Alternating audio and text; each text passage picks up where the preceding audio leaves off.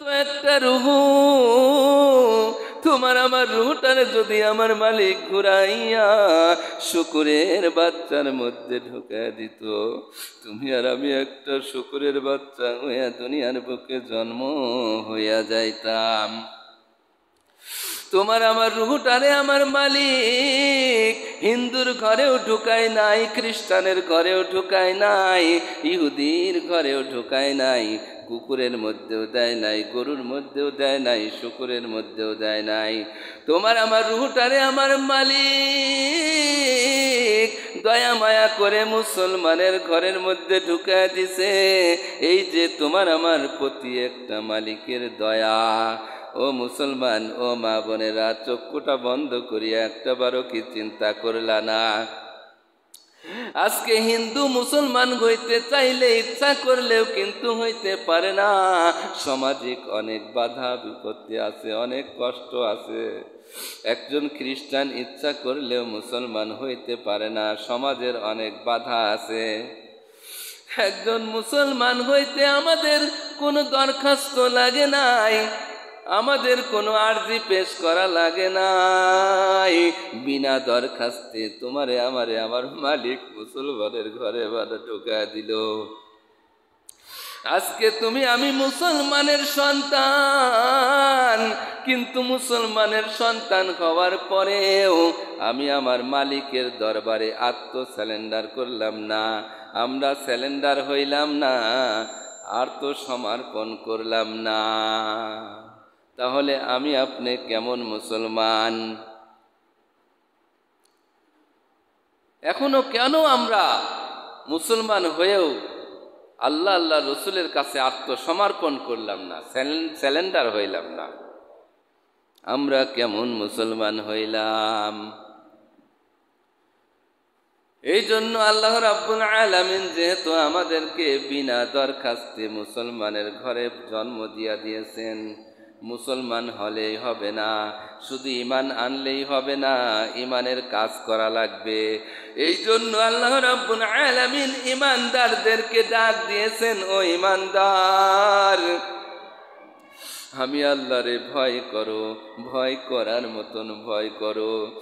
আর খবরদার মুসলমান না হইয়া কেউ কবরে যাইও না, কেউ মরিও না। কেউ মরবা তো মুসলমান হইয়া মরবা। ঈমান তো আছে, কিন্তু আল্লাহর এবং আল্লাহর হাবিবের কাছে তুমি স্যালেন্ডার করো। আল্লাহ যা বলবেন তুমি তাই করো, আল্লাহর বিপরীত কোনো কাজ করবা না। নবীর দেখানো তরিকা অনুযায়ী করবা, নবীর তরিকার বিপরীত কোনো কাজ করা যাবে না। মুসলমানের ঘরে জন্ম নিয়েছি ঠিকই, কিন্তু মুসলমানি কাজ আমার আপনার মধ্যে নাই। ও মা বোনেরা, আল্লাহর হুকুম আহকাম মানতে আমার আপনার এখন আর ভালো লাগে না। মন চাইলেও শয়তান এবং নফসের ধোকায় পড়ে আমরা মুসলমানি কাজ করতে পারি না, আল্লাহর কাছে আত্মসমর্পণ করতে পারি নাই। এই জন্য আমার আপনার শিক্ষা গ্রহণ করা লাগবে। ইব্রাহিম আলাইহিস সালাতু ওয়াস সালাম কেমন মুসলমান ছিলেন? কেমন মুসলমান ছিলেন দেখেন। যখন নমরুদের আগুনের মধ্যে আল্লাহু আকবার, ইব্রাহিম আলাইহিস সালাতু ওয়াস সালামকে ফেলে দেওয়া হবে, জিবরাইল আলাইহিস সালাতু ওয়াস সালাম এসে বললেন যে, ও আল্লাহর নবী, আপনি আমারে বলুন, আমি নমরুদের আগুনটা নিভায়া দেই। ইব্রাহিম আলাইহিস সালাতু ওয়াস সালাম বলেছিলেন, ও জিবরাইল, তোমারে কেন বলা লাগবে? আমার আল্লাহ যদি আগুনে পুরায়া ছারখার করে দিয়ে যদি সন্তুষ্ট থাকে, এইটা যদি আমার মালিকের ইচ্ছা হয়, আমি ইব্রাহিম মালিকের ইচ্ছার উপরে রাজি। আমি ইব্রাহিম নবী এমন ভাবে আমার আল্লাহর কাছে স্যালেন্ডার করেছি, আমার আল্লাহ যেইটা করতে রাজি আমি ইব্রাহিমও সেইটাতে রাজি। আল্লাহু আকবার।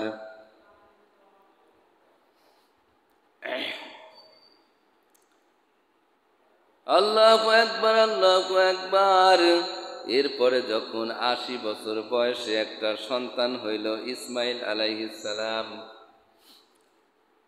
সন্তান হওয়ার পরে আল্লাহ রাব্বুল আলামিন অর্ডার দিয়ে দিলেন, ও ইব্রাহিম, ও আমার খলিল, তোমার সন্তানকে নির্বাসন দিয়ে দাও, তোমার স্ত্রী সন্তানকে নির্বাসন দিয়ে দাও।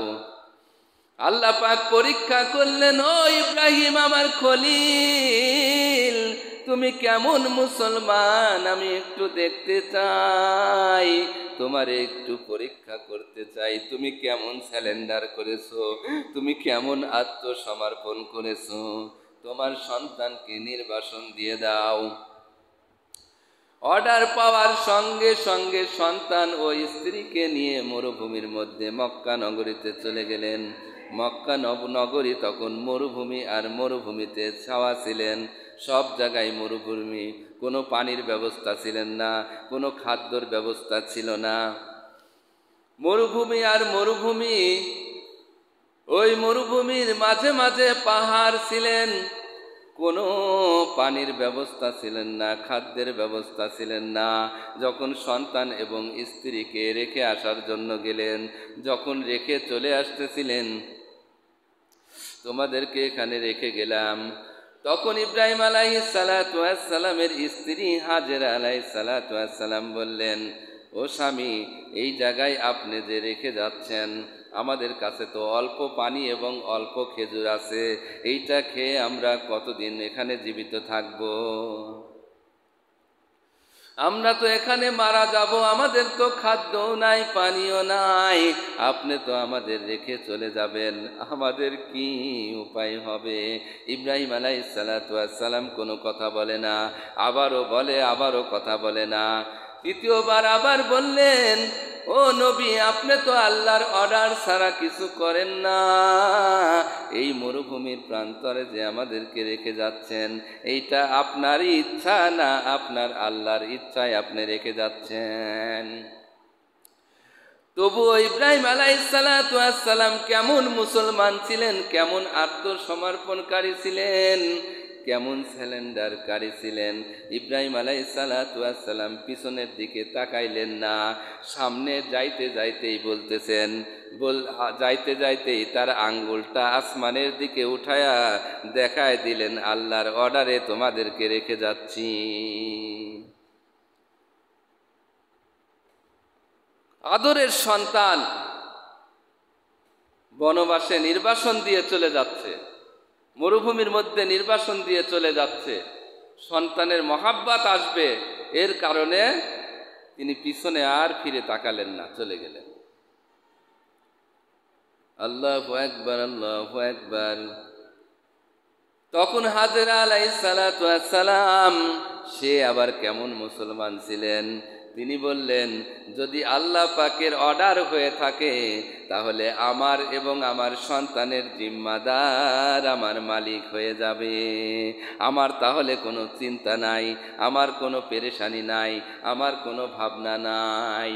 জনমানবহীন এলাকা, খাদ্য পানীয় শূন্য এলাকার মধ্যে রয়েছেন দুধের শিশু নিয়ে, কিন্তু হাজেরা এমন মুসলমান, তার মধ্যে কোনো চিন্তা নাই, পেরেশানি নাই, কোনো চিন্তা ভাবনা তো দূরের কথা, তার কোনো পেরেশানিও নাই, কোনো কিছুই নাই। সে হাসি মুখে রয়ে গেলেন। আল্লাহু আকবার। আর আমি আপনি কেমন মুসলমান, একটু বৃষ্টি হয়েছে আর মাহফিলে যাব না, বৃষ্টি না হলে যাইতাম। আল্লাহ পাক বলেছেন নামাজ পড়ো, একটু উসিলা পাইলেই নামাজে যায় না। কিভাবে উসিলা করা যায়? কোনো উসিলা ধরে আমরা নেকের কাজ করি না। এত গরম পড়তেছে, বোরকা পরি না। এত গরমে বোরকা পরা যায়? যদি পরি আবার মুখ ঢেকি না। যে গরম রে বাবা, দম বন্ধ বন্ধ লাগে। অসুস্থ, একটু গ্যাস গ্যাস ভাব, শরীরে একটু জ্বর জ্বর ভাব, রোজা রাখা যাবে না, রোজা রাখি না। একটু উসিলা পাইলেই আমরা আল্লাহর হুকুম মানি না। আর আমাদের জবান তো পাশ, নিজে যদি ম্যাট্রিক ফেল হই, জবান হলো মাস্টার্স পাস, জবানকে নিয়ন্ত্রণ করি না, জবানে যা আসে তাই বলে ফেলি, মিথ্যাও বলে ফেলি, সত্যও বলে ফেলি, গীবতও করে ফেলি, চগলখড়িও করে ফেলি। মুখ পাস, বিএ পাস।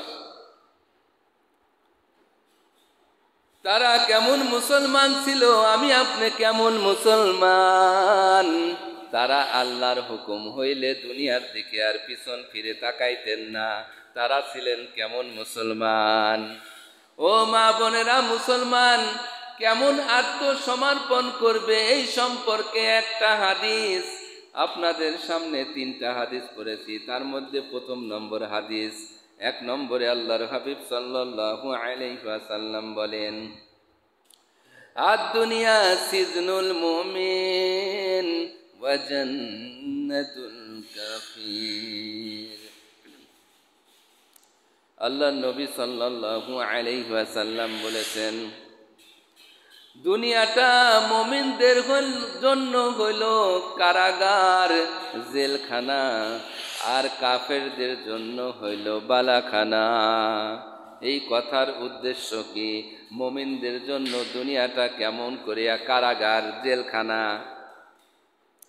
ও মা বোনেরা, ভালো করিয়া খেয়াল করিয়েন, মুমিনদের জন্য কেমন জেলখানা। কারণ মুমিন মুসলমান এমনভাবে আল্লাহর কাছে স্যালেন্ডার করবে। জেলখানার মধ্যে থাকলে পরে যেমন ইচ্ছা করলেই কোনো কিছু করা যায় না। যদি বিয়াই বাড়ি যাইতে মন চায়, জেলখানার আসামি কিন্তু ইচ্ছা করলে বিয়াই বাড়ি যখন তখন যাইতে পারে না।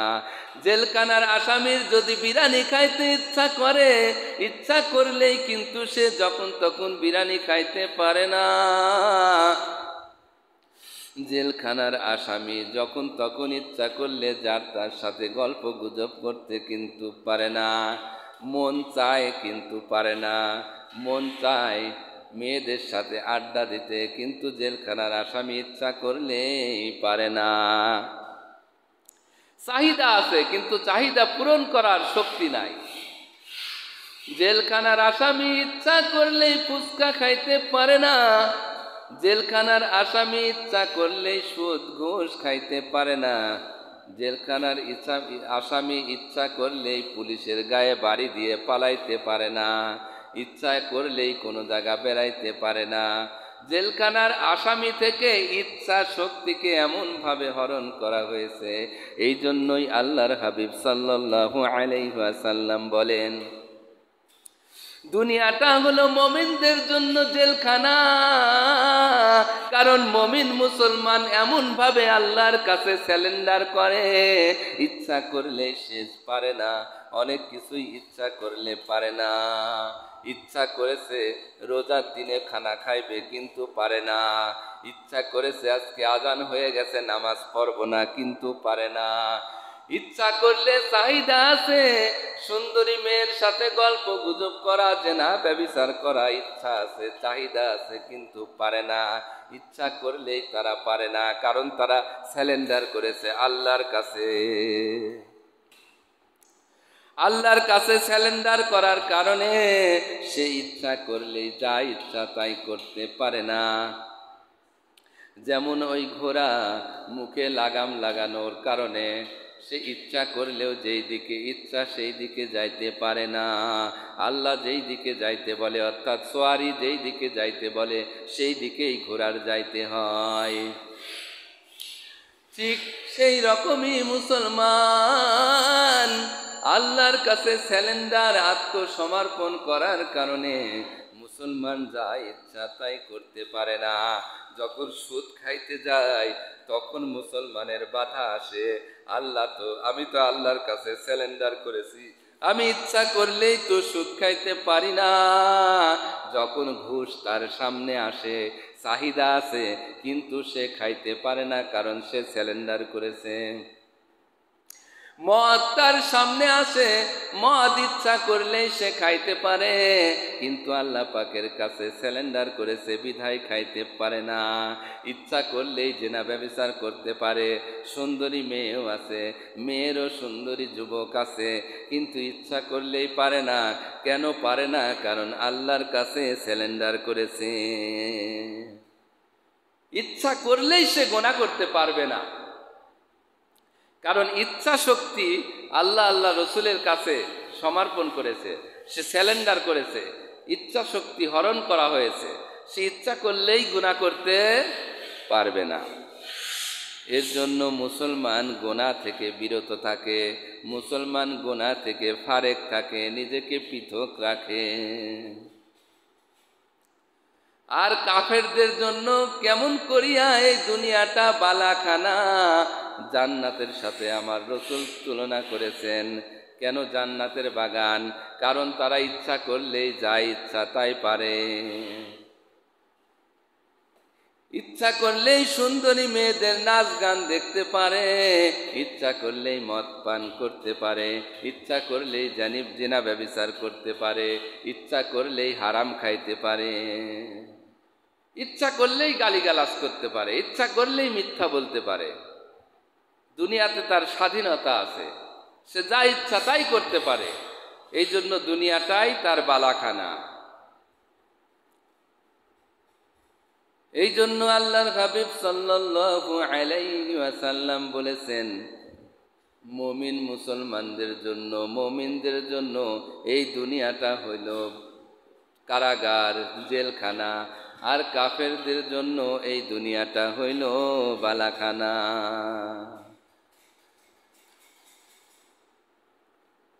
কেমন স্যালেন্ডার করেছিলেন ইব্রাহিম আলাইহিস সালাতু ওয়াস সালাম, কেমন আত্মসমর্পণ আল্লাহ পাকের কাছে করেছিলেন।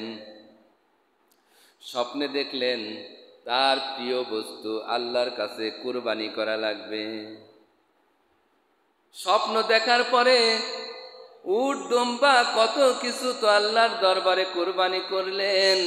তারপরেও যখন আল্লাহ পাক স্বপ্নে দেখাইলেন তোমার প্রিয় বস্তু আমার রাস্তায় কুরবানি করো, তখন ইব্রাহিম আলাইহিস সালাতু ওয়াস সালাম চিন্তা করলেন আমার প্রিয় বস্তু তো আমার সন্তান ইসমাইল, তাহলে তো ইসমাইলকেই কুরবানি করার কথা বলতেছে।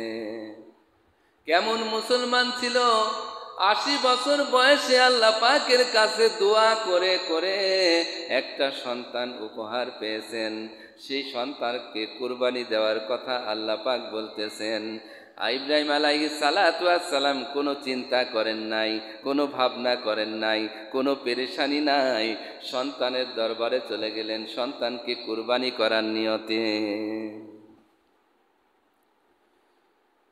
যাওয়ার পরে ঘটনা অনেক লম্বা। স্ত্রীকে বলতেছেন, ও স্ত্রী হাজেরা, তুমি সন্তানকে সুন্দর করিয়া সাজায়া পরায়া দাও, আমি মালিকের দরবারে দাওয়াতে যাব, বাদশার দরবারে দাওয়াত খাইতে যাব। ইব্রাহিম আলাইহিস সালাতু ওয়াস সালামের কথা শুনিয়া ইসমাইলকে সুন্দর করিয়া সাজায়া পরায়া দিয়ে দিলেন। তখন ইব্রাহিম আলাইহিস সালাতু ওয়াস সালাম বললেন, এক গাছ দড়ি দাও আর একটা ছুরি দাও। ছুরি দড়ি নিয়ে ইসমাইল আলাইহিস সালাতু ওয়াস সালামকে নিয়ে রওনা করলেন কুরবানি করার জন্য। আল্লাহু আকবার, আল্লাহু আকবার। ইবলিস শয়তান মা হাজেরার কাছে চলে আসলেন। আসার পরে বলতেছেন, ও হাজেরা, তোমার স্বামী তো তোমার সন্তানকে জবাহ করার জন্য রওনা করছেন। তখন হাজেরা আলাইহিস সালাতু ওয়াস সালাম বলেন, ও ইবলিস, আমার স্বামী কোনোদিন নিজের সন্তানকে জবাহ করতে পারে না। আল্লাহু আকবার, আল্লাহু আকবার। শয়তান অসুয়া দিতেছে, ও হাজেরা, দেখো না, জবাহ করার জন্য তোমার থেকে দড়ি এবং চাকু নিছেন, চাকু আর দড়ি না নিয়েই তো জবাইয়ের কাজ করতে যাচ্ছেন। তাও বিবি হাজেরা বিশ্বাস করে না। যখন শয়তান দেখলেন যে বিশ্বাস করতেইছে না, তখন বলতেছেন আল্লাহ পাক অর্ডার করেছেন তোমার সন্তান ইসমাইলকে জবাহ করার জন্য। এর কারণে তোমার স্বামী সুন্দর করিয়া সাজায়া পরাইয়া চাকু এবং দড়ি নিয়া মালিকের দাওয়াতে বের হয়ে গেছেন। তার মানে আল্লাহর দাওয়াতে শয়তান সন্তানকে জবাহ করার জন্য রওনা করেছেন। হাজেরা আলাইহিস সালাতু ওয়াস সালাম কেমন মুসলমান ছিলেন, ও মা বোনেরা ভালো করিয়া খেয়াল করেন। এই কথা শোনার পরে মা আল্লাহু আকবার, মা হাজেরা আলাইহিস সালাতু ওয়াস সালাম বলেন, আমার আল্লাহর হুকুম যদি হয়ে থাকে আমার সন্তানকে আল্লাহর রাস্তায় কুরবানি করার জন্য আমি হাজেরা রাজি আছি। আল্লাহু আকবার।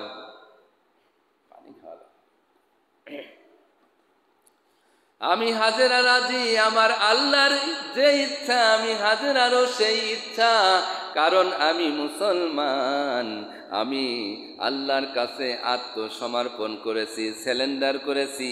আল্লাহর ইচ্ছা আমার ইচ্ছা, আমার ইচ্ছাকে আল্লাহর কাছে আত্মসমর্পণ করিয়েছি। আমার নিজের কোনো ব্যক্তিগত ইচ্ছা নাই, সব ইচ্ছা হইল আমার মালিকের। আমার নিজের কোনো ইচ্ছা নাই, সব ইচ্ছা আমার মালিকের। কেন? আমি আমার মালিকের দরবারে সারেন্ডার করেছি, আত্মসমর্পণ করেছি। শয়তান যখন হাজেরা আলাইহিস সালাতু ওয়াস সালামকে অসওয়া দিতে পারলেন না, চলিয়া গেলেন ইসমাইলের কাছে। ছোট বাচ্চা ইসমাইল, তারে অসওয়াসা দেওয়া শুরু করে দিলেন। ও ইসমাইল, তুমি কি জানো তোমার বাবা তোমারে কোথায় নিয়ে যান? ইসমাইল আলাইহিস সালাতু ওয়াস সালাম বলেন, আমার বাবা বলেছে মালিকের দাওয়াতে নিয়ে যাচ্ছেন। তখন শয়তান বলতেছে, ও ইসমাইল, মালিক হইল আল্লাহ, তোমার বাবা তো আল্লাহর দরবারে মেহমানদারির জন্য তোমাকে জবাই করার জন্য নিয়ে যাইতেছে। ইসমাইল আলাইহিস সালাতু ওয়াস সালাম বলেন, ও শয়তান, দূর হ, দূর হ। বাবা কোনোদিন সন্তানকে জবাহ করতে পারে না, আমার বাবা কোনোদিনও আমাকে জবাহ করবে না। তখন শয়তান ডাক দিয়া বলে, ইসমাইল, তুমি কি দেখো না তোমার বাবা চাকু এবং দড়ি নিয়ে যাইতেছে?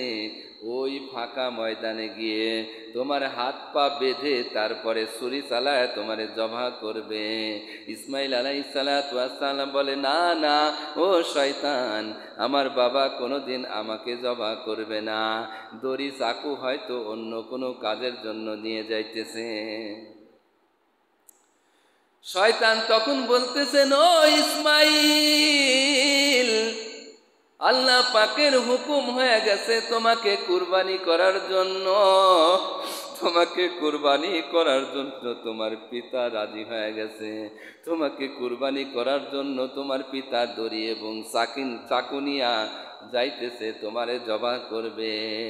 তখন ইসমাইল আলাইহিস সালাতু ওয়াস সালাম কেমন মুসলমান, ছোট বাচ্চা কেমন মুসলমান ছিল। মা বোনেরা, ও এলাকাবাসী, যুবক, ও বৃদ্ধ বাবাজিরা, তুমি আমি কেমন মুসলমান। ইসমাইল আলাইহিস সালাতু ওয়াস সালাম কেমন মুসলমান ছিলেন, কেমন মুসলমান ছিলেন। এই কথা শোনার সঙ্গে সঙ্গে শয়তানকে বলেন, আমার আল্লাহর যদি হুকুম হয়ে থাকে আমাকে জবাহ করার, আমি ইসমাইল আনন্দের সাথে রাজি হয়ে গেলাম। আল্লাহু আকবার। যখন ইব্রাহিম আলাইহিস সালাতু ওয়াস সালাম জবাহ করার জন্য সন্তানকে প্রস্তাব করলেন, ও সন্তান, তোমাকে তো আল্লাহ কুরবানি করার কথা বলেছেন। তখন ইব্রাহিম আলাইহিস সালাতু ওয়াস সালাম, আল্লাহু আকবার, আল্লাহু আকবার, ইসমাইল আলাইহিস সালাতু ওয়াস সালামকে বলতেছেন, শয়তানকে ঢিলা মারো, ঢিলা মারো। কয়েক জায়গায় এই কথা বলেছেন, 3 জায়গায় ঢিলা মারার কথা বলছেন। এরপরে সন্তান ডাক দিয়া বলেন, ও বাবা, তুমি তো আমার পিতা, আমার আল্লাহর খলিল, আল্লাহর পক্ষ থেকে প্রেরিত নবী। আপনি যখন জবা করবেন তখন তো আমি ছটফট করে হাত পা নাড়াচাড়া করতে পারি, আমার হাত পায়ের আঘাতে আপনি কষ্ট পাইতে পারেন। এর জন্য বাবা আমার হাত পাগুলি সুন্দর করিয়া বাঁধিয়া লইয়েন, যেন আমার কোন রকম বেয়াদবি না হয়। আল্লাহু আকবার, আল্লাহু আকবার। এরপরে আমি আপনার চক্ষুটা সুন্দর করিয়া বাঁধিয়া দেব, কারণ যখন ছুরি চালাইবেন তখন হাজার হইলেও আমি তো আপনার সন্তান, আমার প্রতি আপনার মায়া হইতে পারে। আল্লাহর মায়ার সময় যদি আমার প্রতি আপনার মায়া হয়, আমার আল্লাহ বেজার হইতে পারে। এর জন্য চক্ষুটা ভালো করিয়া আমি বেঁধে দেব। আল্লাহু আকবার। যখন চক্ষু বেঁধে ইব্রাহিম আলাইহিস সালাতু ওয়াস সালাম সন্তানকে শুয়াইয়া যখন আল্লাহু আকবার বলে ছুরি চালাইয়া দিলেন, আল্লাহ রাব্বুল আলামিন কেমন দয়ার আল্লাহ, কেমন মায়ার আল্লাহ, দয়ার আল্লাহ, মায়ার আল্লাহ। ছুরিকে অর্ডার দিয়ে দিলেন, ও ছুরি, ও চাকু, আমার ইসমাইলের যেন একটা পশমও না কাটে, আমার ইসমাইলের একটা পশমও না কাটে। ইব্রাহিম আলাইহিস সালাতু ওয়াস সালাম তো গায়ের শক্তি দিয়া পোষ দেওয়া শুরু করেছেন, পোষ দেয় কিন্তু চাকুতে পশমও কাটে না। আল্লাহু আকবার। সন্তান নিজ থেকে বলে, বাবা আপনি চেষ্টা থামায়েন না, আপনি চেষ্টা করেন, তাড়াতাড়ি করে আপনি জোরে করে শক্তি দিয়ে আমাকে জবা করেন। আল্লাহু আকবার। কিন্তু ইব্রাহিম আলাইহিস সালাতু ওয়াস সালাম অনেক চেষ্টা করার পরেও যখন পশমও কাটেন না, জিবরাইল আলাইহিস সালাতু ওয়াস সালাম দৌড়ায় আসেন, ওই ছুরির নিচে একটা দুম্বা রাখিয়া দেন, ইসমাইল আলাইহিস সালাতু ওয়াস সালামকে টান দিয়া সরায় ফেলেন, দুম্বা জবা হয়ে যায়। কিন্তু প্রতিটা ক্ষেত্রে আমার ইব্রাহিম, আমার নবী ইব্রাহিম আলাইহিস সালাতু ওয়াস সালাম এবং ইসমাইল নবী আলাইহিস সালাতু ওয়াস সালাম এবং তার মা হাজরা আলাইহিস সালাতু ওয়াস সালাম কেমন মুসলমান তার পরিচয় দিয়েছে, কেমন আত্মসমর্পণকারী ছিলেন।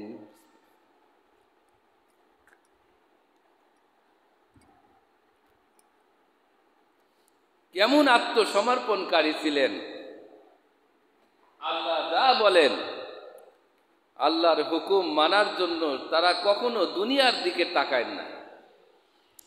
আর আমরা কি করি? আল্লাহর হুকুম মানার জন্য খালি দুনিয়ার দিকে তাকাই, খালি জরুরত খুঁজি, উসিলা খুঁজি, কোন উসিলায় আল্লাহর হুকুম থেকে নিজেকে পৃথক করা যায়, বিরত থাকা যায়। আর তারা কেমন মুসলমান ছিল? আল্লাহর হুকুম পালন করার জন্য তারা কখনো দুনিয়ার দিকে তাকায় নাই। এই জন্য আল্লাহর হাবিব সাল্লাল্লাহু আলাইহি ওয়াসাল্লাম হাদিস শরীফের মধ্যে বলেছেন, আদ-দুনিয়া জিফাতু ওয়া তালিবিহা কিলা। দুনিয়া হইল মুর্দা, যারা দুনিয়ার পিছনে ঘোরে, আখিরাতকে যারা ধ্বংস করে, তারা হইল দুনিয়ার কুত্তা। ও মা বোনেরা, পানির স্রোতে যদি কোনো মুরগি বা মরগ ভেসে যায়, স্রোতের সাথে ভেসে যাচ্ছে মৃত মরগ বা মুরগি, মৃত মরগ বা মুরগির পিছনে কিন্তু কোনো মানুষ দৌড়ায় না, ওর পিছনে দৌড়ায় হলো কুত্তা। স্রোতে মরগ বা মুরগি ভাসতেছে, কুকুরটাও দৌড়াইতেছে, কোন আশায় দৌড়াইতেছে? মোরগ বা মুরগি যখন ভাসতে ভাসতে কিনারায় আসবে, আমি খপ করে ধরে তখন খেয়ে ফেলবো, এই আশায় দৌড়াইতেছে। দৌড়াইতে দৌড়াইতে দৌড়াইতে দৌড়াইতে হাঁপায় গেছে। হাঁপায়া এক জায়গায় দুই পায়ের উপর চার পায়ের উপর ভর করে বসিয়া জিহ্বাটা বাহির করিয়া হাঁপাইতেছে। তার মানে ওই মোরগ বা মুরগিকে আমার আল্লাহর হাবিব সাল্লাল্লাহু আলাইহি ওয়াসাল্লাম কিসের সাথে তুলনা করেছেন? দুনিয়ার সাথে তুলনা করেছেন। দুনিয়া ওইভাবে ভাসতেছে, দুনিয়ার আকর্ষণ আছে, কুকুর সেই আকর্ষণে দৌড়াইতেছে, কিন্তু দুনিয়ার মধ্য থেকে সে তো কিছু উপভোগ করতে পারল না, জিহ্বাটা বাহির করিয়া বসিয়া রইল। আল্লাহর হাবিব সাল্লাল্লাহু আলাইহি ওয়াসাল্লাম বলেন, দুনিয়াটা হইল মুর্দা, আর মুর্দা তালাশ করে হইল কুর্তা। এই জন্য দুনিয়ার পাগল হওয়া যাবে না। যদি আমরা আল্লাহর দিকে আত্মসমর্পণ করি, আমরা যদি খাঁটি মুসলমান হইতে চাই, দুনিয়ার মহাব্বত অন্তর থেকে দূর করা লাগবে। দুনিয়াটাকে যদি অন্তর থেকে দূর করতে না পারি, কোশ্চিন কালেও মুসলমান হওয়া যাবে না, আত্মসমর্পণকারী হওয়া যাবে না।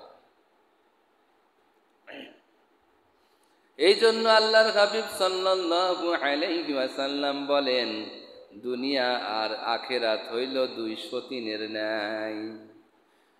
কোন মানুষের যদি কোনো দুইটা বিবি থাকে, দুইটা সতীন থাকে, এক সতীন আর এক সতীন রে কিন্তু কখনোই দেখতে পারে না। আর ওই স্বামী কিন্তু দুইজনকে একত্রে কিন্তু খুশি করতে পারে না। একজনকে খুশি করলে আর একজন বেজার হয়, একজনকে খুশি করলে আর একজন বেজার হবেই হবে। কখনো একসাথে দুইজনকে যেমন খুশি করা যায় না।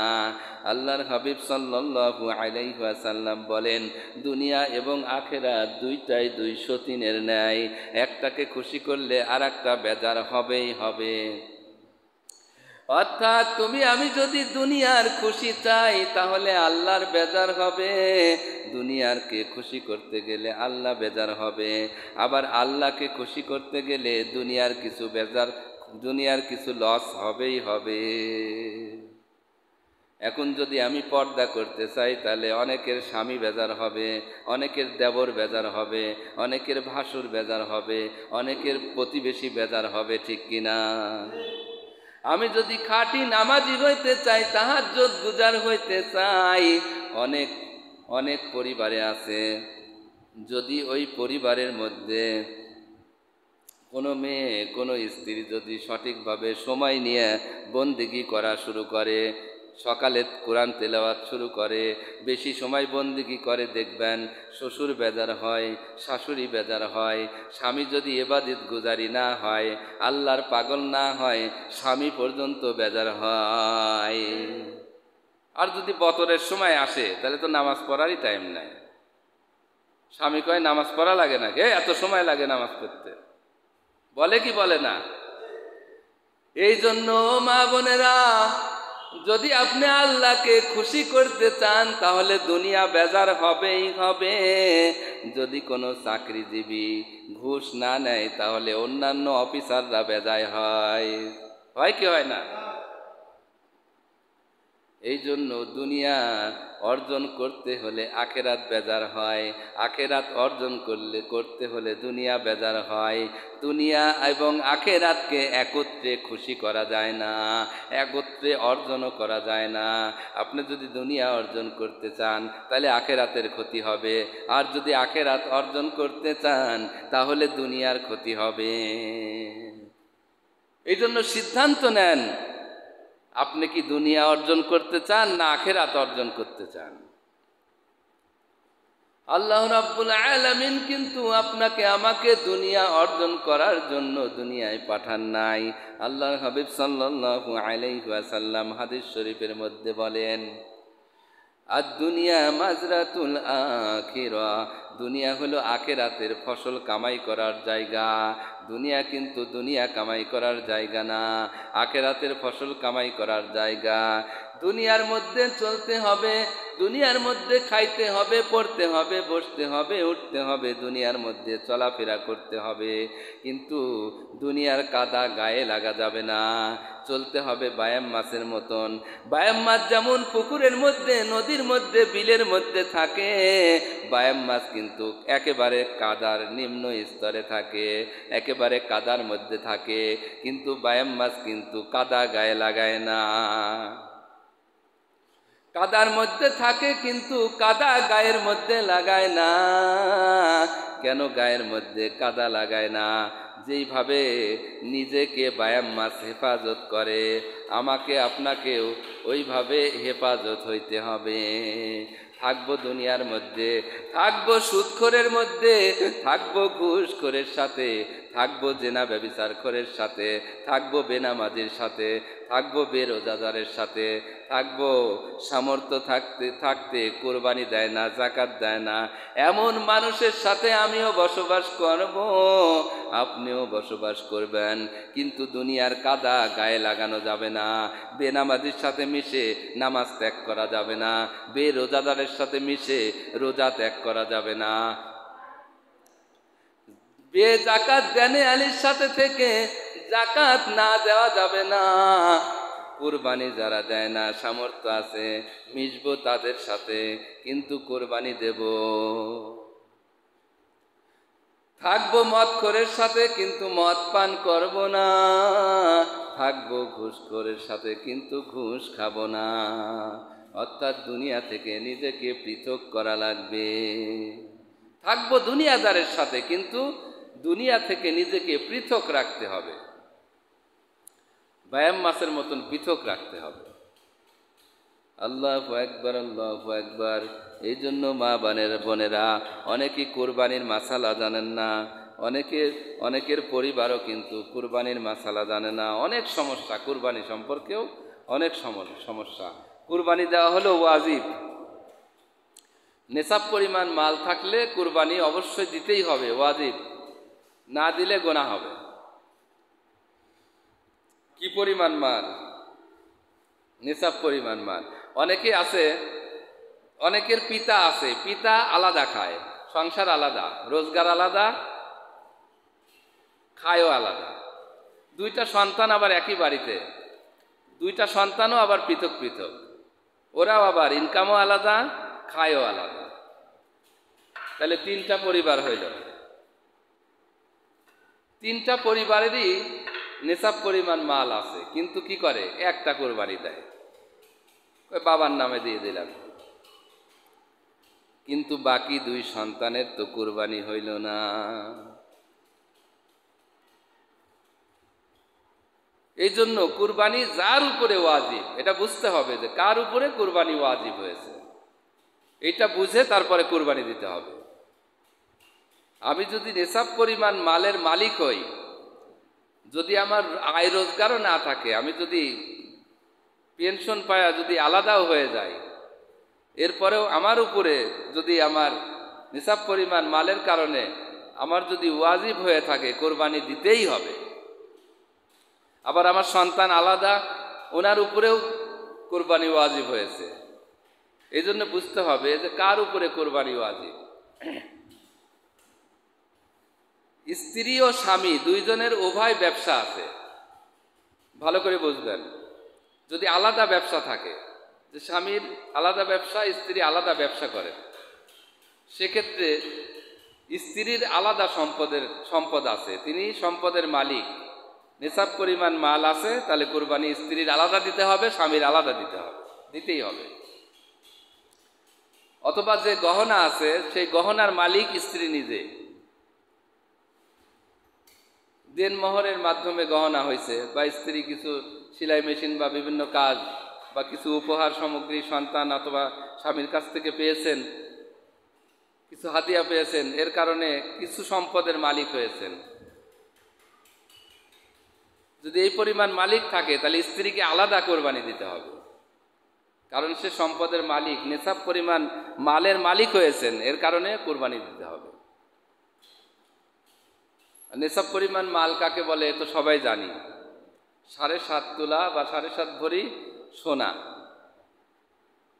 7.5 ভরি সোনার নিচে যদি সম্পদ থাকে, অনেকের 1-2 ভরি সোনা আছে, 4-5 ভরি রূপা আছে, তখন 52.5 ভরি রূপার দাম হিসাব করে যদি 52.5 ভরি রূপার দামে সম্পদ থাকে, সোনা গহনা এবং রূপা এবং নগদ অর্থ থাকে, তাহলে তার কোরবানি দিতে হবে। স্বামীর থাকলে স্বামী আলাদা দিবেন, স্ত্রীর যদি থাকে নিজের সম্পদ তাহলে আলাদা দিতে হবে। আমাদের সমাজে কিন্তু মা বোনেরা কোরবানি দেয় না, দেয় নাকি? কিন্তু আমার জানা মতে আমাদের এলাকায় অনেক মা বোনের সম্পদ আছে, কিন্তু কোরবানি দেন না। এর জন্য যার সম্পদ আছে সেই কোরবানি দিতে হবে। আর কোরবানির গোশত ভাগ করার তো পদ্ধতি আছে। কোরবানির গোশত, একটা পশু আপনি কোরবানি দিয়েছেন, যদি আপনার পরিবারে পুরা পশুটাই একক খেয়ে ফেলতে পারবেন এরকম যদি হয়, আপনার কাউকে দিতে হবে না, সম্পূর্ণ গোশত আপনি একাই খাইতে পারবেন। এছাড়া আমাদের হানাফি মাযহাবে 3 ভাগ করার কথা বলা হয়েছে। 1 ভাগ নিজে রাখবেন নিজে খাওয়ার জন্য, 2য় ভাগ আত্মীয় স্বজনের জন্য, 3য় ভাগ 3 নম্বর ভাগটা ফকির মিসকিনদের জন্য। এইভাবে ভাগ করবেন। তবে অনেক আলেম ওলামা মত দিয়েছেন যে 1 ভাগের বেশি না রাখা, আর যদি রাখেনও মানে একটা হলো কি, নেশাব পরিমাণ মাল থাকা মানে আপনি ধরেন ধনীর কাতারে, বিত্তশালীদের কাতারে। এর জন্য বিত্তশালীদের কাতারে আসার পরে আপনি আবার দরিদ্রর কাতারে যদি চলে যান, আত্মীয় স্বজনের কাতারে চলে যান, ফকির মিসকিনের কাতারের অংশ নেন, এটা ঠিক হবে না, কিন্তু হারামও হবে না, কিন্তু নেওয়া আবার ঠিকও হবে না, না নেওয়া উত্তম। এই জন্য সবাই কোরবানি দিবেন। সামনে কোরবানির ঈদ, আনন্দ উৎসবের। কোরবানি দেওয়া অনেক আনন্দের বিষয়, মানুষকে দিয়ে মজা পাওয়া, তৃপ্তি পাওয়া, এটা অনেক ভালো বিষয়। এজন্য মা বোনেরা, আপনাদের স্বামী যারা আছে, সন্তান আছে, বোঝাবেন। যদি নিয়ত না করেন যে কোরবানি দেব না, তারপরেও সন্তানকে বোঝাবেন, ভাইকে বোঝাবেন, স্বামীকে বোঝাবেন যে না, তোমার তো সম্পদ আছে, কুরবানি দিয়ে দাও। আল্লাহ পাক তৌফিক দান করুন।